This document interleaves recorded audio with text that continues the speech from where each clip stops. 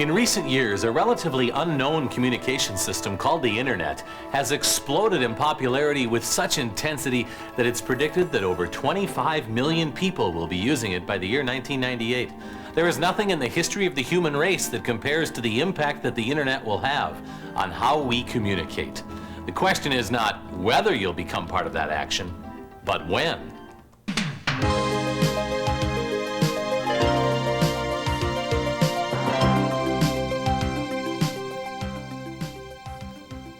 Hello, my name is Scott Reynolds. Welcome to Discovering the Internet. In this tutorial, we'll take a look at the differences between the Internet and the World Wide Web. The differences between commercial online services such as the Microsoft Network, Prodigy, or America Online, and the Internet. How to get connected to the web. How to use something called a web browser to navigate the web. What a web page is. And how to search, locate, and download all types of files, from information files to video and audio files.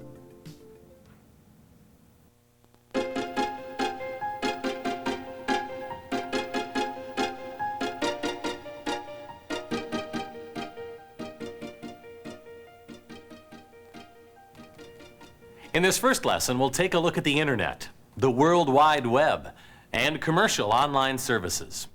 As an archaeologist, I do most of my research here in my lab with my colleague Kathy.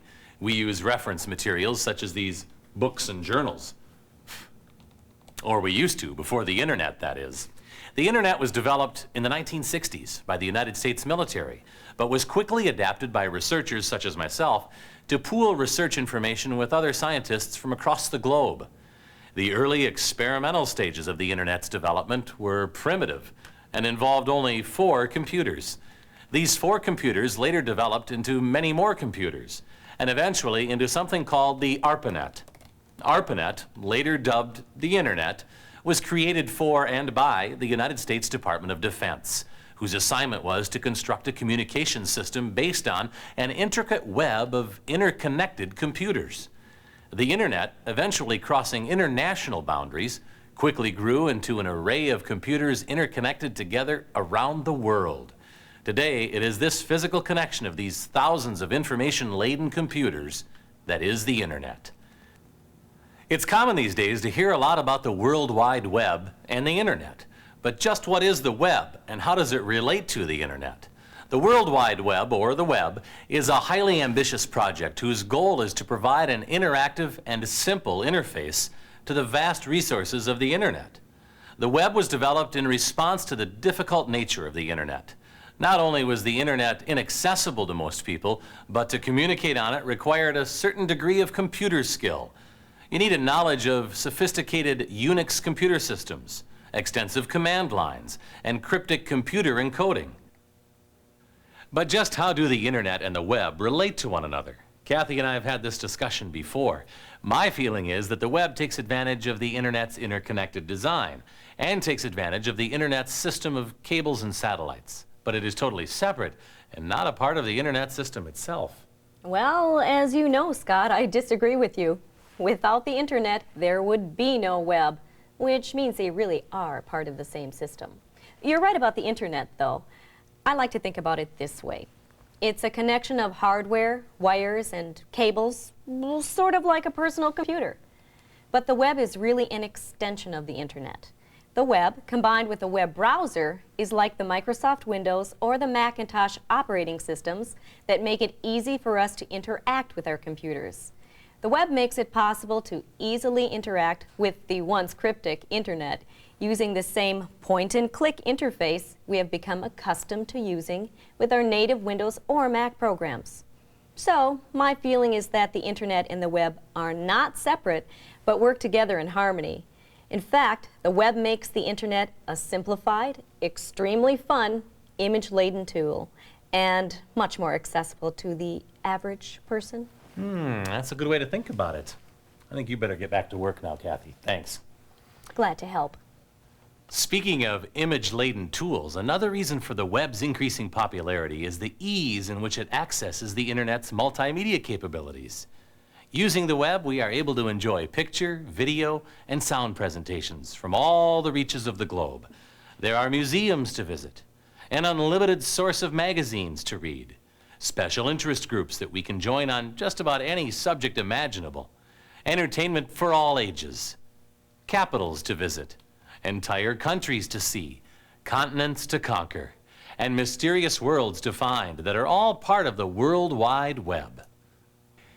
You have probably heard of some of the more popular commercial online services such as Prodigy, America Online, the Microsoft Network, or CompuServe.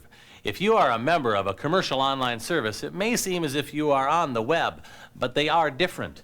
These commercial online services work much like the internet and a web combination. You have to dial up and log on to gain access. They both rely on beautifully designed graphics and pages with point-and-click words that you use to navigate. On both commercial online services and the web, we can download files, join special interest groups, chat online live with other users, or view multimedia-rich files. And presently, just about all of the commercial online services offer access to the World Wide Web through something called a gateway service. There are other advantages to using a commercial online service as well. When we log on to an online service, our computer is linked directly to that service. We don't have to make that additional step of accessing an internet access provider, as you do to gain access to the web. There is also plenty of good technical support available, either from the service or from one of the online members. The advantage of the web is that its vast supply of resources is economical. With commercial online services rates, much like cable TV rates, you pay a monthly flat rate, and in addition, there is a per-use rate added on after so many hours of use, or for extra services, such as downloading files. On the web, there are no per-usage fees. Downloading files is free, and you can do anything and more on the web that you can do on a commercial online service. So why not use the web? Despite the wealth of resources available on the web, many people aren't tapping into it, mainly due to a fear of technology or a lack of knowledge on how to access the web. By the time we finish this tutorial, you will possess the knowledge and skills necessary to tackle many of the mysteries the web has to offer. You will be ready to discover and be a part of a fascinating and historically important phenomenon. That's it for Lesson 1. In this lesson, we talked about the differences between the internet and how it differs from the World Wide Web. We also took a look at the differences between the internet, the World Wide Web, and commercial online services. In Lesson 2, we will get busy. We'll look at a very crucial step in getting your personal computer hooked up to the web, which is finding an internet access provider to connect your computer to the internet. We will also take a look at a graphical browser and learn how to take full advantage of history lists, bookmarks, email, and other graphical browser features. It's the end of the day and I have some work to do at home. Kathy, I'm going. Oh, Scott, I've decided to take tonight's flight home. Would you mind giving me a ride to the airport? Well, I don't know. Okay. The internet and the web are completely different. Happy? You bet. Let's go. Okay. See you in Lesson 2.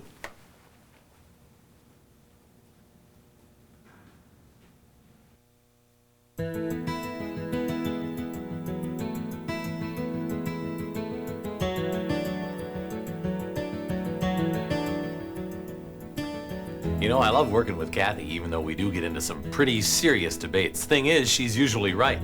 Just don't let her know I told you that.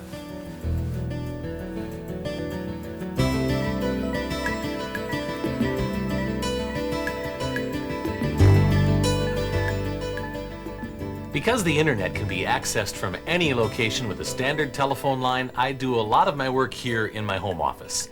In Lesson 2 of Discovering the Internet, we are going to learn how we can get connected to the World Wide Web over your personal or home office telephone line. We'll also learn how to use something called a web browser to navigate the web. In order to gain easy access to the web, there are 3 basic items that we'll need to have: a computer with a modem, a connection to the internet through an internet access provider, and a browser that allows us to interact with the web. Finding the right computer is fairly easy. Just about any computer we purchase or own today would be more than capable of accessing and navigating the web. However, what type of modem we use is much more critical. Let's talk about computer modems. There's a vast array of phone lines, computers, satellites, software, and other unseen obstacles that we go through to access the internet. The computer modem is by far the slowest connection in this chain. A modem is a piece of equipment that is attached to our computer and connects to any standard telephone jack. The modem has the task of converting all of the computer code that leaves our computer into telephone language. We need a modem to connect to the web. How fast our modem can convert information between the web and our computer will determine whether we have to suffer long, excruciatingly slow jumps between web pages, or whether we have the ability to leap around continents with lightning speed. Modems come available in several different speeds or baud rates, 1200 baud and lower on up to 28.8. The baud rating on a modem indicates how fast it can transfer data. The slowest speed we should consider for navigating on the web is a 14.4 baud modem. Anything below that speed will still work, but is probably much too slow. It's kind of like waiting for a slower dot matrix when you are used to a laser printer. If possible, get a 28.8 modem. Faster modems don't cost all that much more, and for most web browsing, it's well worth the investment. Now, maybe you're not the technical type or have neither the desire nor the time to figure out computers and baud rates and stuff like that. Well, most people don't. That makes spending the time looking for a good full-service internet access provider an important first step. An internet provider can help to select the appropriate computer and modem, but more importantly, can properly connect your computer to the web. Let's take a closer look at why we need an internet access provider and how to find the right one for our needs. If you own a computer already, or even if you don't, you are probably aware that there are many different computer formats, and most are not compatible with each other. An internet provider is designed to get these incompatible systems to work in harmony and communicate effectively within the environment of the internet. They are the computer language interpreters of the internet. There are several computer language interpreters or protocols that internet providers use. SLIP, CSLIP, or the most current PPP, meaning point-to-point protocol. PPP is likely to become better supported and more popular than SLIP and CSLIP in the future. However, currently more software and internet access providers support SLIP and CSLIP. In your search for an internet access provider, you should ask if they provide a SLIP, CSLIP, or preferably a PPP account. And in addition, if they have an email server for using the email features of the web, a news server for subscribing to news groups, and if they can accommodate your modem speed or baud rate. Finding a good internet access provider is not hard. They can be found in computer trade journals, newspapers, or by asking at a computer sales or service business. To eliminate phone connection costs, it is best to find a service that is local, or if none is available, one that has a toll-free access number. I subscribe to a commercial online service. As you can see, my service has an Internet Gateway feature that can be used to locate Internet access provider lists that are located on the web. An extensive list of hundreds of Internet access providers can be located by doing a search for Internet access providers. We'll talk about searching the web with web searching tools later in this tutorial. Having access to the Internet is only half the journey to getting on the web. Once we have made the physical connection, we need to have a graphical browser, or as it is usually called, a web browser. A web browser creates the point-and-click environment that makes the web so easy to use. Like Kathy mentioned earlier, a web browser is like a Windows or Macintosh operating system. It allows us to interact with our computer in a user-friendly way. Earlier today, I saw an interesting photograph on the web, and I would like to get a copy of it and share it with Kathy. I'll sign on, take a look at some of the features of a popular web browser, and at the same time, download that photograph to my computer. I close out of my commercial online service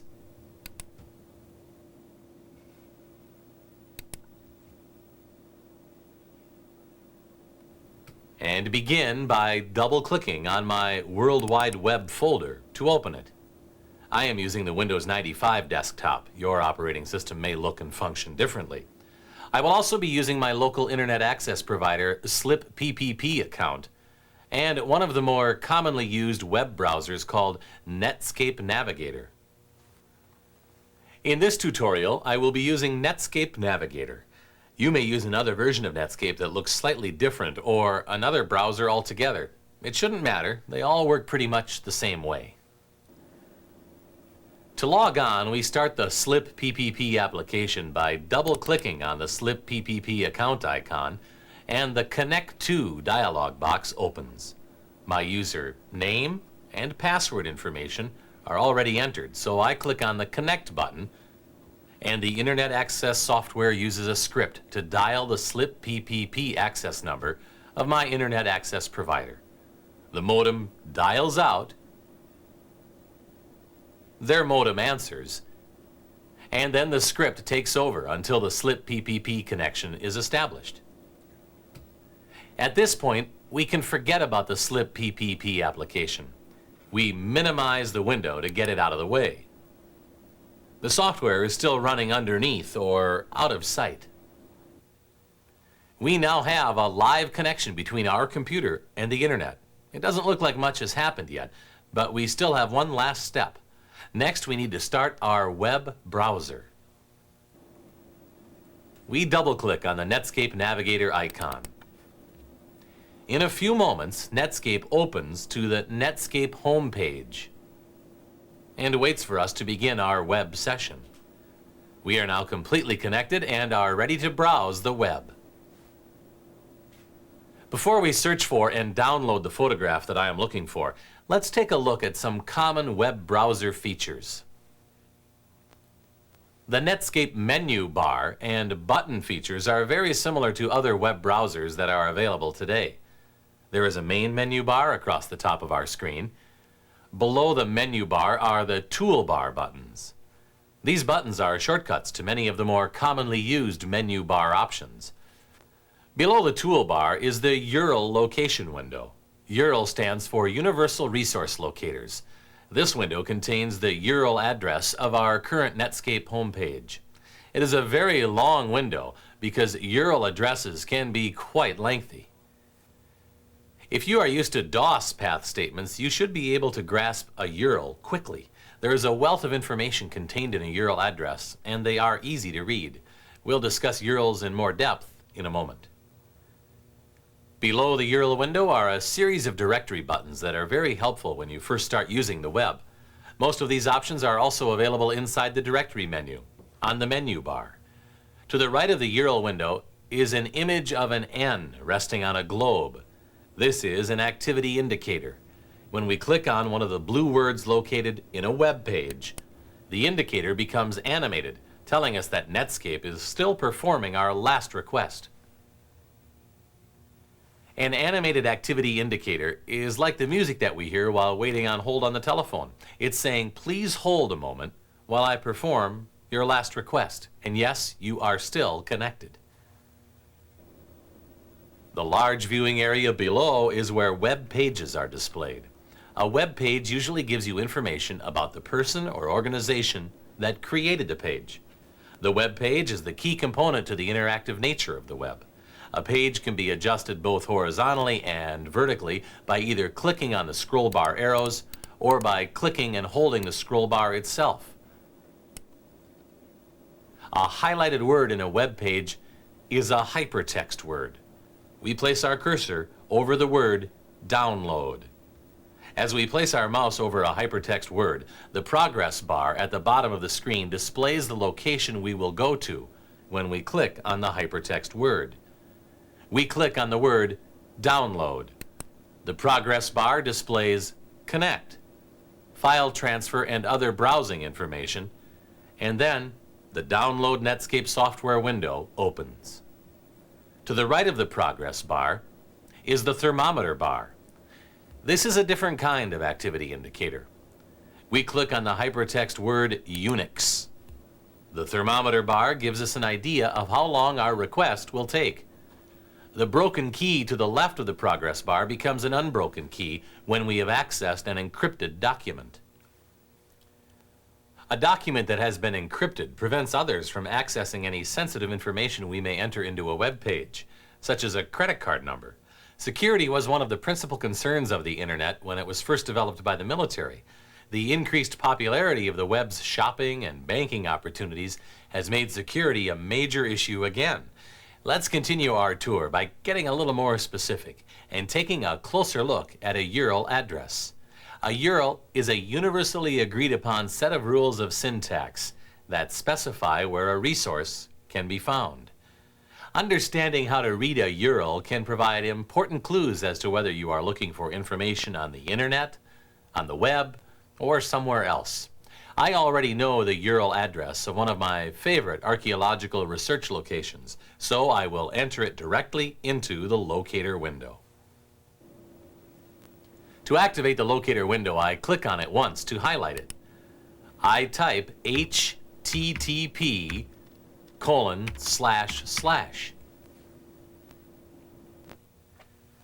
URLs are not only lengthy, but they are case sensitive, so you have to be careful you get the spelling and cases correct. The HTTP in the URL address stands for Hypertext Transport Protocol. URLs that begin with HTTP are web resources. HTTP is the interpretation protocol that we talked about earlier that permits different computers to talk to one another on the web. A URL that begins with HTTP tells us that Netscape will access this web page using the HTTP rules of syntax. URLs that begin with FTP or Gopher are Internet URLs. We'll talk more about searching Internet resources in Lesson 3. To continue, we type the second part of the URL, spirit.lib.yukon.edu/. This section of the address is called the domain, which means location of our web page. URLs and the domains inside them are easier read from right to left. For example, the edu at the right end of my URL's address domain indicates that this location is an educational institution. A .com would indicate a commercial organization. .gov, government. .mil, military. .int, international organization. .net, networking organization. And .org, nonprofit organization.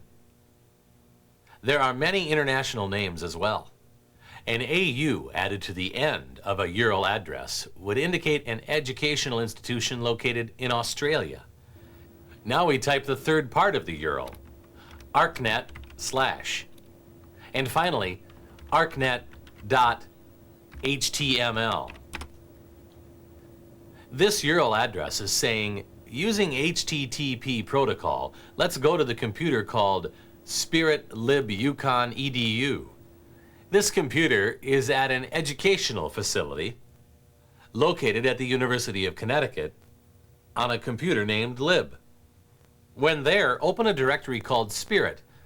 Then when we get there, open the directory ArcNet and access the document arcnet.html. Forward slashes in a URL address represent a clear hierarchy. Once you understand them, they are as easy to read as a postal address. Email addresses provide the same information. My email address says that I subscribe to a networking organization. My computer server is called Min, and my messages are posted in a folder called Reynolds. My entire URL address is entered, so I press enter, and Netscape begins to search for the location and document. The progress bar at the bottom of the window monitors the status and, when complete, indicates so with a done message. So that I don't have to painstakingly enter the entire URL again, I will flag this page with a bookmark. Bookmarks might be called hot lists in other browsers. On the menu bar, we select Bookmarks and then select the Add Bookmarks option. It didn't seem like much happened. We select Bookmarks on the menu bar again, and we see that our page has been flagged. We talked about hypertext words earlier. Web pages are usually a combination of both hypertext words and hyperlink images. I like this page because it is a good combination of many hyperlinks and hypertext, and it's designed attractively. Next, we click on the image called Museums to hyperlink to the Museums and Research Facilities page. This is another attractive page with plenty of information. Let's flag this page as well. We click on Bookmarks on the menu bar and then select Add Bookmarks. We grab the scroll bar and scroll down the list until we find the Museum of Paleontology at Berkeley. We click on the Museum of Paleontology at Berkeley line.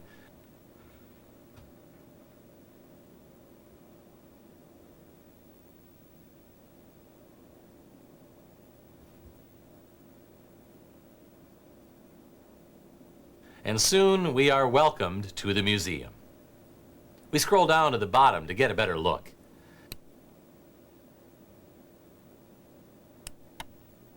As you can see, hypertext words are always highlighted, but they are not always blue.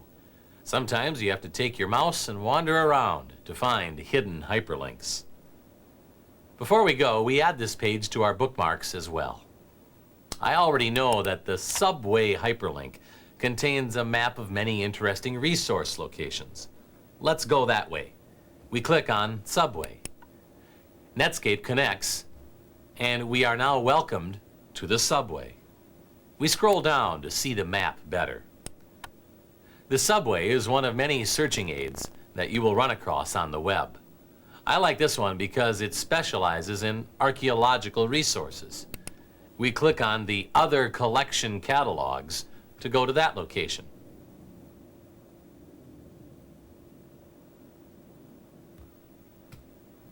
We scroll down to see this page better. This time our list is categorized mostly by images. This richness of combined media is what makes the web so interesting and fun. We click on the paleontology image.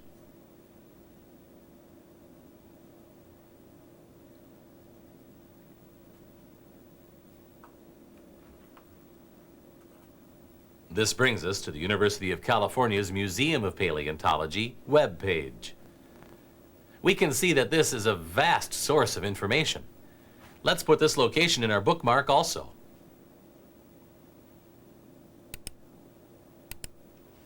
Now we scroll down to about the center of the list until we find the Natural History Museum of Bern, Switzerland, and click on it.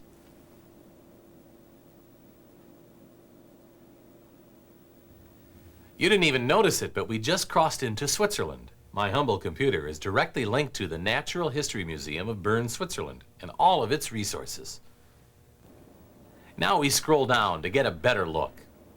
In the Departments category, and under Paleontology, we click on Overview.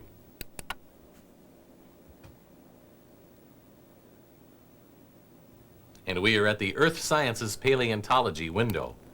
We scroll down once again to about the middle of the page and select Important Single Objects.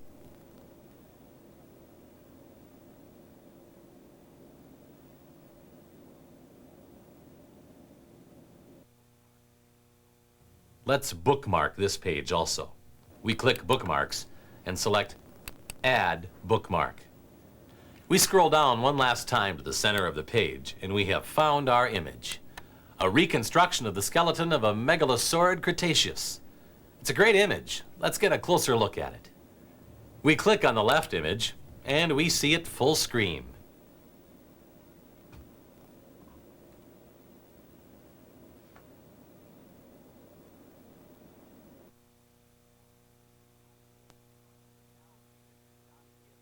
The PAL350.gif file name that we see in the URL window indicates that image is named PAL350. The .gif extension indicates that this is a GIF image that needs to be viewed with a GIF viewer application. On the web, a viewer application is called a helper app. Helper apps are needed to view photos, listen to sound, and watch a video. We will take a look at helper apps later in this tutorial. Right now, I want to save this image to my hard drive so that I can refer to it later when I am off the web. On the menu bar, I click on the File menu and select the Save As option. The Save As dialog box opens. I want to save this image into a folder that I will remember later. In Windows 95, I can do this in the Save As dialog box. I click on the Create New Folder button and type Dino Images, and then press Enter. I double-click on the Dino Images folder to open it. I want to change the default name of this file. In the File Name box, I drag to select PAL 350 and type Megalosaurid, and press Enter to save the image to my hard drive. We just downloaded an image from the web to our computer. It was easy, and as you can see, very user-friendly. We also navigated the web and along the way saved some web pages to our bookmark folder so that we can return to them later. After navigating through a few hyperlinks, you may want to refer back to a previous web page but can't remember where you saw it. One way to accomplish this is by viewing the history list located inside the Go menu. The history list is a complete list of all the pages we visited, displayed in chronological order. To view our history list, we click on Go on the menu bar, and the list opens up. The recently accessed documents are displayed with the top being our most recent location. A check mark helps to indicate our present location. We close the Go menu and use the Back toolbar button to toggle backwards through our history list, one page at a time. We click on the Go menu again, and our check mark has changed to reflect our new location. We click on the GIF image and return to the photograph we downloaded earlier. To get a history list that contains URL address information, we click on the Window menu and scroll down to select the History option. In the History window, we can grab the scroll bar to view a URL better. We'll close this box. When we end our web session and close down the Netscape program, all of the history information will be permanently erased. The history list is sort of the short-term memory of web navigating. We bookmark pages that we want to return to during different sessions. As we cruised the web, we permanently saved a few of our more interesting web pages to our Bookmarks file. Now let's go back and create a file for our favorite museum bookmarks and call it Museums. First, we click on Bookmarks on the menu bar and click on the ArcNet www bookmark. Netscape takes us back to the ArcNet web page. We click on Bookmarks again, but this time we select the Go to Bookmarks option. The Netscape Bookmarks dialog box opens up and we see our bookmarks displayed inside a folder that Netscape has automatically labeled Scott Reynolds Bookmarks. Netscape automatically installed my name from my email address information in my Preferences menu. On the menu bar, we click on the Item menu and select the Insert Header option. The Bookmark Properties dialog box opens, and we type Museums. The word Museums has been entered into the Name text window. We click on the OK button.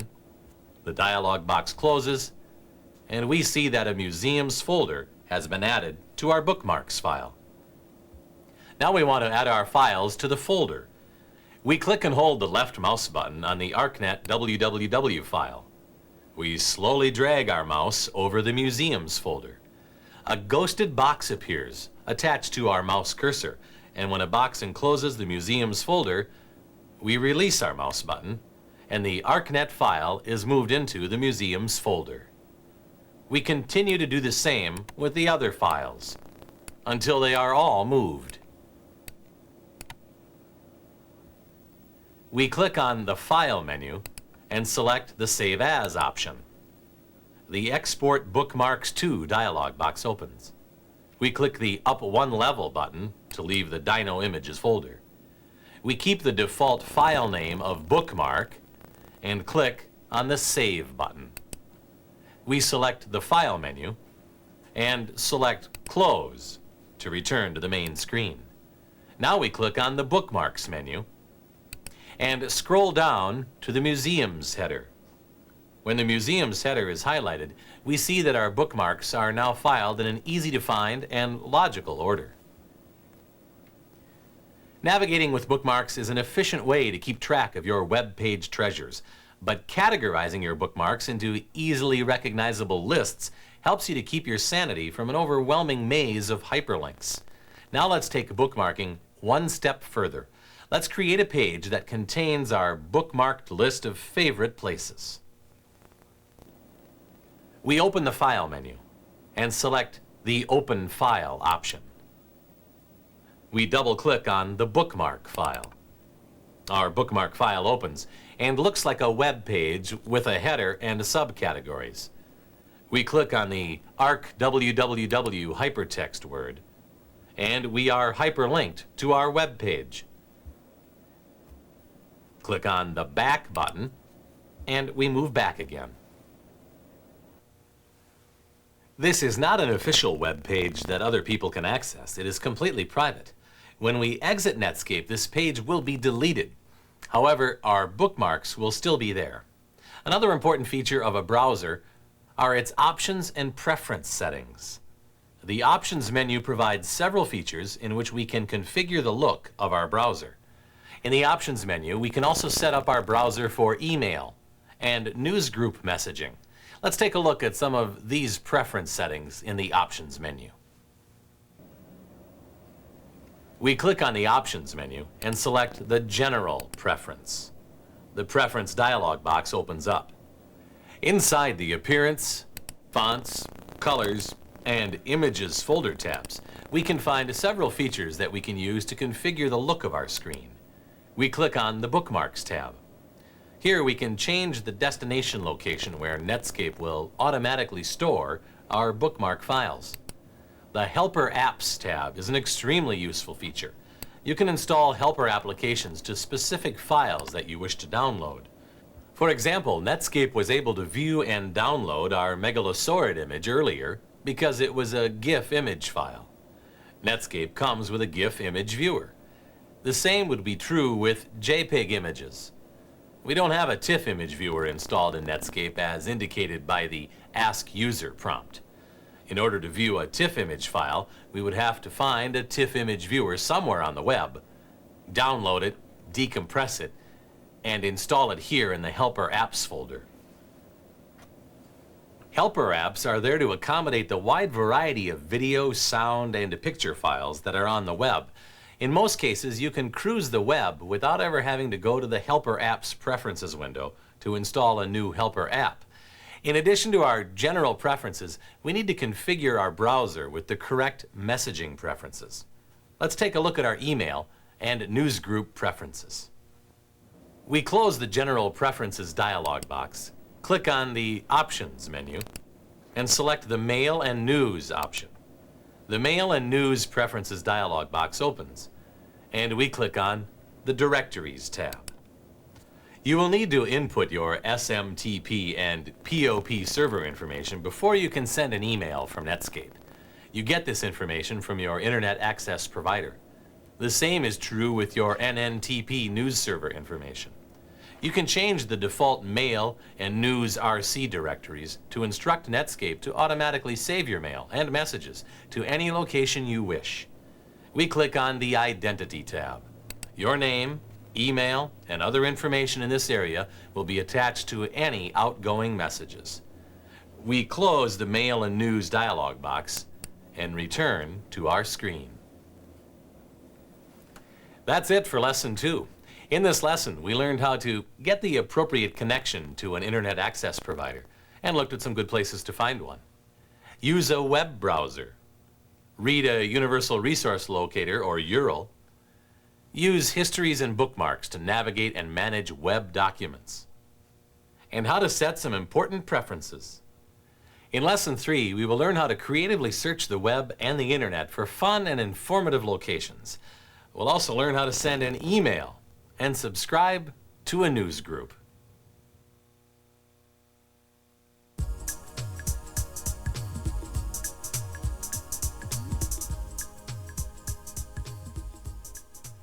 Searching for that hidden piece of information on the web can be pretty easy if you understand how to look for it.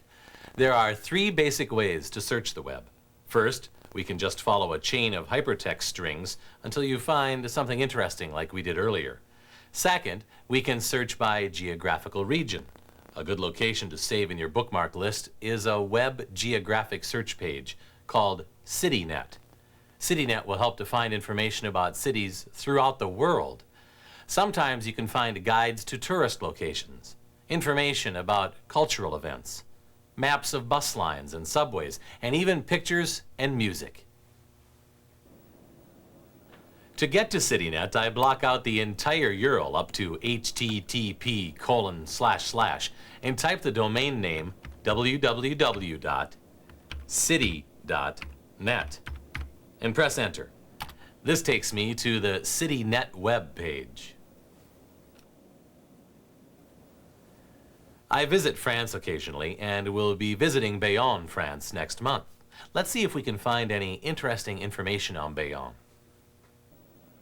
I click on France and I'm in luck. There is a category labeled Bayonne. I am also interested in the North Basque region, so I click on its hypertext word.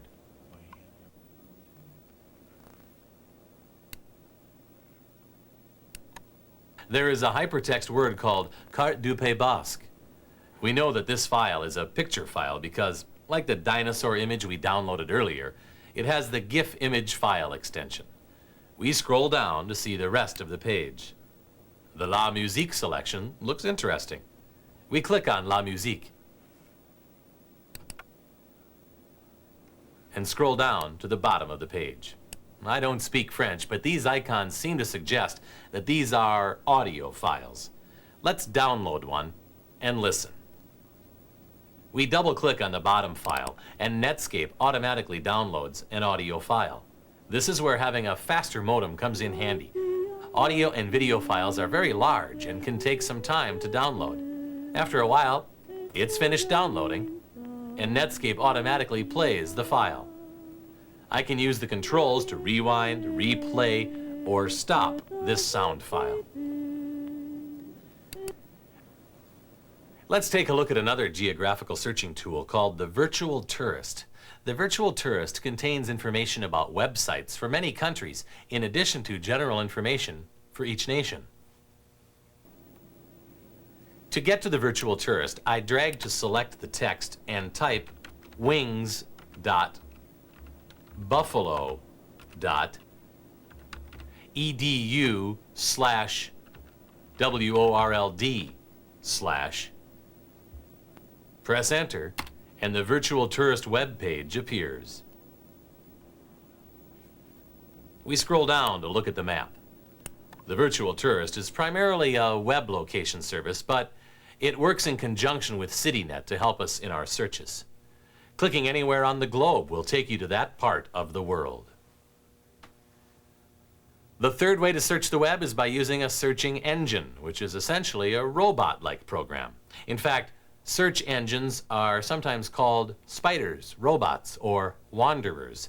Once we provide a search engine with some information, it launches out onto the web looking for any resources that match the information we have provided and returns with a list of suggested resources. Because the web is so vast, we can speed up our searching session by using Boolean searches. A Boolean search uses and, or, and not in combination with your key search words to perform a search. We begin our search by clicking on the Net Search button on the Directory toolbar in Netscape. The Internet search page appears, and we scroll down the page to view our selection of searching engines. Each engine has a paragraph, briefly describing its particular searching method. I want to look for dinosaurs in North America. Let's begin with the InfoSeek search engine. We type dinosaurs and North America and press enter. In a few moments, the search engine verifies my search for dinosaurs and North America and displays the first 10 of the 100 resources that it found that contain the words dinosaurs and North America.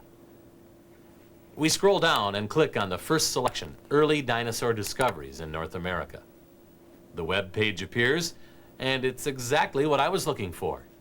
This document contains more information about the Megalosaurus. It will go well with the image we downloaded earlier. To flag this image, we select Bookmarks, and then select Add. Had I typed dinosaurs not North America, the Boolean search would have retrieved documents that had the word dinosaurs, but not the words North America. And typing dinosaurs or North America would have retrieved documents that had either word. Each search engine uses its own philosophy on how to search and retrieve information. It's a good idea to try 2 or 3 different engines. You'll see that each search brings back differing responses. Spend a little time learning how setting specific parameters to your search can make searching the web much more productive. Every serious search should always include both the web and the internet. The marriage between multimedia and the internet spawned the popularity of the World Wide Web. With the tremendous hypermedia attractions of the web, is there any advantage to searching for resources on the less exciting, non-graphical internet? Well, the answer is definitely yes. With all its popularity, the fact is, the web is still more sizzle than sauce. Compared to the vast pool of resources that are still accessible only through the internet, the web only scratches the surface. If we don't extend our searching areas beyond the web, we are severely limiting our searches. Gopher is the most common internet searching method. Gopher is really the predecessor to the web. It's just not as interactive. Let's take a look at Gopher. We click the Net Search button in Netscape. We scroll down, and in the search criteria window, we type Gopher Search and press Enter. In the Net Search Results window, we scroll down and click on Gopher Space. The library's automation service www server page appears, and we scroll down and click on all the Gopher servers in the world. Finally, we click on the All the Gopher Servers in the World folder. From this location, we can search for and access all that the internet has to offer. Notice the URL address no longer begins with the web's familiar http:// protocol indicators. We are no longer accessing the web's HTTP or hypertext resources. This Gopher location is a good place to learn more about Gopher. If you are going to include the internet in your online sessions, you should become very familiar with Gopher and the other internet features such as Telnet, FTP, Waze, and the Internet Relay Chat feature where we can communicate live online and view photographs of people from other countries. Another way to communicate with people around the globe is through email or electronic mail. Let's take a look at email. I need to email a copy of the photograph of the dinosaur and its caption to Kathy back at the lab so that she can look at it when she returns. I also want to include some of the text from our search on dinosaurs of North America. I will use my Netscape email feature to send this email package to her. First, I need to open a second Netscape window so that I can arrange all of my resources together. On the menu bar, I click on Window and then select New Netscape Browser. A second browser window opens to the default Netscape web page. I can see by the icons on my Windows 95 taskbar that I now have 2 browsers running. I need to view them both, so I move my mouse pointer to the bottom right corner of my new browser window. Click and hold the left mouse button and drag to resize the window to fit roughly half the screen. Notice that as the window gets smaller, some of the toolbars disappear, but no matter how small the window gets, I can always see all of the menu bar options. I click inside the hidden browser window to make it the active window and resize it to the left side of the screen and then drag it to the right. I now have 2 separate browser windows I can use, and I am ready to gather my resources. Let's put the Early Dinosaur Discoveries of North America webpage in the left browser window. We click on Bookmarks in the left Netscape window menu bar and then scroll down to select Early Dinosaur Discoveries in North America and the web page appears. Now, in the right browser window, we click on the Bookmarks menu, select the menu Museums, and select Important Objects. As it is loading up, we maximize the left browser window to see it better. Because this text references a talk on the Megalosaurus, I wanted to include it in my email message. I drag to select the text and the header. I click on Edit on the menu bar, and then click on the Copy option. The text is now in my clipboard. I minimize the left Netscape window. We click on the right browser window to make it active, and we scroll down until we see the photograph of the Megalosaurus and its caption. Everything is set, and I am ready to send my email. I click on File on the menu bar in the right browser window and select the New Mail Message option. The message composition dialog box opens. Netscape has automatically added my email address in the From box. In the Send To box, I type Kathy's address. I click inside the Subject box and type Quite an Interesting Find.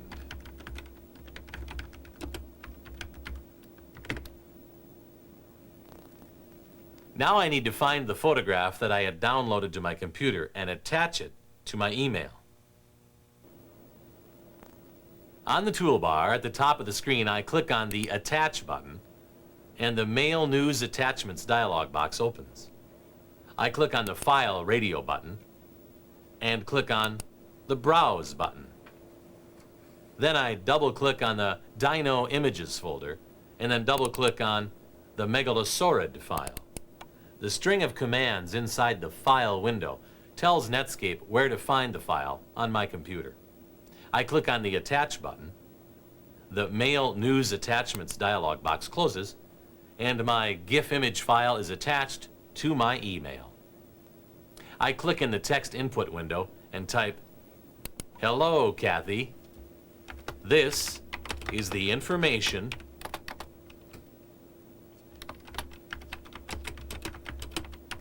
on the attached photo. Let's discuss this next week when you get back. Scott." And press Return. I click in the message composition window where I want to insert the text, right-click my mouse inside the window to open the shortcut menu, and select Paste. Our mail is ready to send. I click on the Send button on the menu bar. My message and its attachments are sent. I close the message composition window. I don't need both browser windows, so I click on the Close button for the left window and click on the Maximize button in the right window. Another method of sending and receiving information is through a newsgroup. A Usenet newsgroup is a vast assembly of electronic discussion groups that communicate through email on just about any topic under the sun. When you find a subject of interest, you can subscribe to that newsgroup and automatically receive and respond to regular postings. Let's look at some of these special interest groups. On the menu bar, I click on the Window menu and then select Netscape News.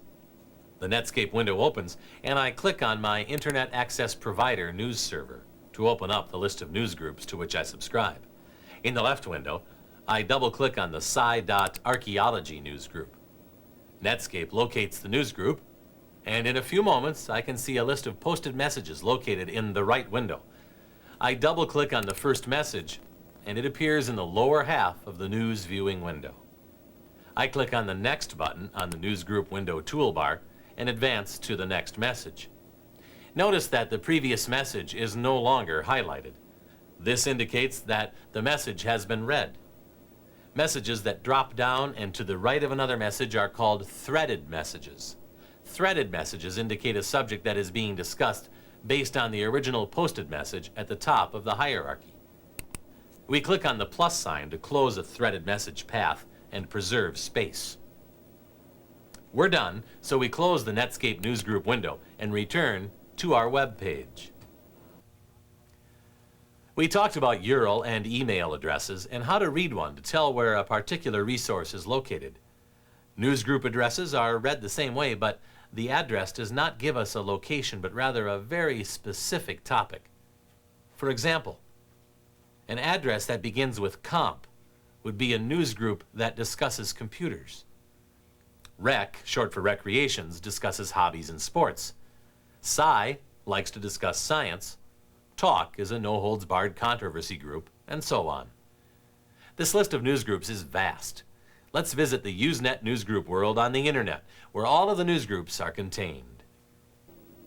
In the URL location window, we type http://sunsight.unc.edu/usenet-i/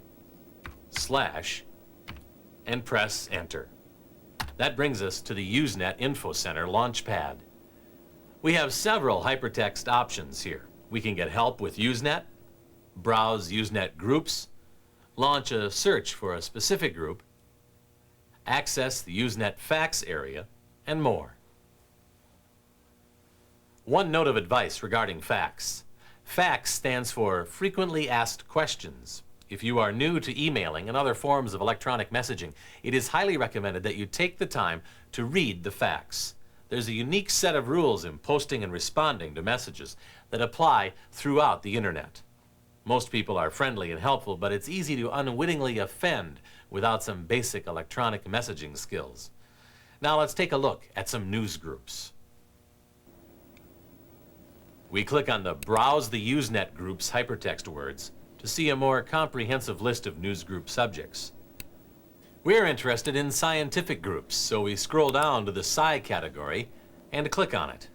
Now we see a variety of subjects that fall under the Sci subject heading. We click on the Sci.Archaeology subject heading and our choices are narrowed. Then we click on the Sci.Archaeology.Mesoamerican subject heading. Before we enter this news group, we are presented with some information about this topic. We click on Mesoamerican. Our Netscape news reader opens, and the news group is added to our list of news groups. However, we are only viewing this news group. We have not subscribed to it yet. We click on the box to the right of the heading. A yellow check indicates that we are now subscribers to this news group. Now every time we enter our Netscape news feature, new postings to this area will be added. We double-click on the heading, and in a moment, the postings appear in the right window. We can read and respond via our email to these messages. We are done with our web browsing session, so we close the newsgroup box and return to the Netscape window. Let's close our browser and disconnect from our internet access provider and return to our desktop. We click on File on the menu bar and click on the Exit option. Netscape Navigator closes. Remember, we are still logged on to our internet access provider, and we need to disconnect our modem. We click on the Internet Access Provider icon on our Windows taskbar and click on the Disconnect button. We are now back to our Windows desktop. That's it for Lesson 3.